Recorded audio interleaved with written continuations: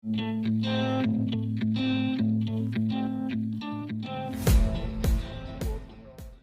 दोस्तों, आप सभी का हमारे चैनल में स्वागत है। तो चलिए आज की वीडियो शुरू करते हैं।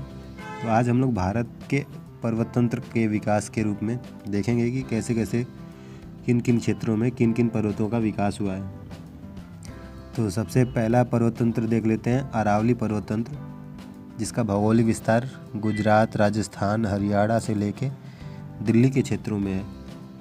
अब इसी में इसकी सर्वोच्च चोटी देख लेते हैं, माउंट आबू या गुरु शिखर, जो कि राजस्थान में स्थित है।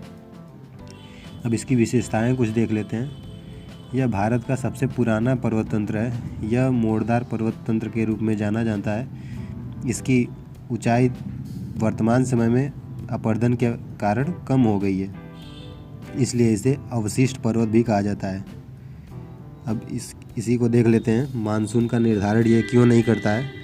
तो यह पश्चिमी मानसून के समानांतर है। इस रूप में यह वर्षा करने में असक्षम होता है। इसका निर्माण प्री कैम्ब्रियन स्टेज में हुआ था या आर्कियन युग में हुआ था। अब देख लेते हैं, अगला पर्वत है विंध्य पर्वत। यह उत्तर और दक्षिण के बीच में विभाजक का काम करता है। अब इसी में अगला पर्वत देख लेते हैं, सतपुड़ा पर्वत श्रेणी। इसका भौगोलिक विस्तार गुजरात, मध्य प्रदेश, छत्तीसगढ़ से लेकर छोटा नागपुर के पठार तक या झारखंड तक इसका विस्तार माना जाता है। यह दो नदियों के बीच में स्थित है, नर्मदा और ताप्ती।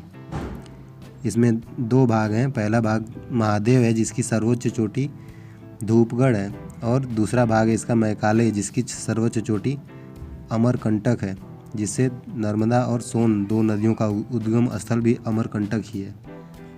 अब अगर पूछ लेता है कि सतपुड़ा की सर्वोच्च चोटी कौन सी है, तो धूपगढ़ ही लगाएंगे। अब इसकी विशेषता देख लेते हैं। तो सतपुड़ा से तो नर्मदा और ताप्ती नदियाँ निकलती ही हैं। यह ब्लॉक पर्वत है और इसका विस्तार मध्य प्रदेश के क्षेत्रों में सबसे अधिक है। अब नीलगिरी पर्वत को देख लेते हैं। इसका भौगोलिक विस्तार तमिलनाडु, केरल, कर्नाटक के क्षेत्रों में है अधिकतम।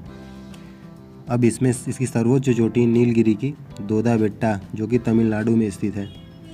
अब इसकी विशेषताएं देख लेते हैं। नीलगिरी भारत का पश्चिमी घाट का पर्वतमाला है। यह तमिलनाडु, कर्नाटक, केरल में स्थित है।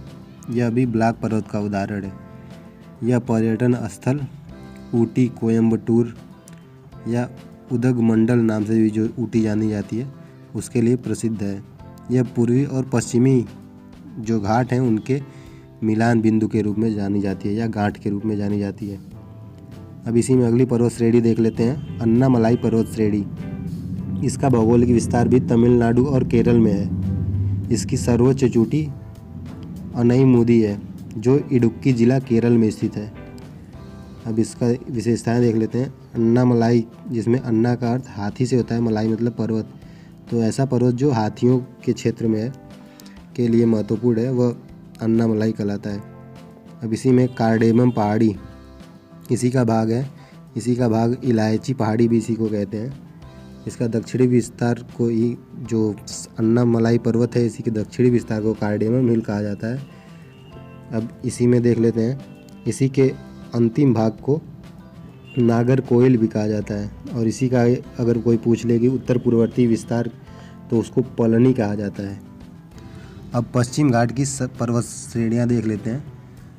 तो इसमें इसकी जो विशेष रूप से इसकी सर्वोच्च चोटी है, उसको कालसोबाई, ये पश्चिमी घाट की सबसे ऊंची चोटी है, जो कि महाराष्ट्र में स्थित है। अब इसी में देख लेते हैं, सह्याद्री का विकास पश्चिम घाट के रूप में ही हुआ है। इसका विस्तार नीलगिरी के उत्तर में है। यह भारत का हॉट स्पॉट या बायोडाइवर्सिटी के लिए महत्वपूर्ण रूप से प्रमुख है। अगला देख लेते हैं, पूर्वी घाट की श्रेणियाँ। तो पूर्वी घाट की सर्वोच्च चोटी जो है महेंद्रगिरी है। यह उड़ीसा में स्थित है, उड़ीसा के गजपति जिला में। अब इसकी विशेषताएं देख लेते हैं। आंध्र प्रदेश में विस्तार, तो आंध्र प्रदेश में नाल्लमलाई, नालकुंडा, पालकुंडा, वेलकुंडा नाम से इसे जाना जाता है पूर्वी घाट को। और इसी का तमिलनाडु में जो विस्तार है, उसे जवादी एवं सेवराई नाम से जाना जाता है।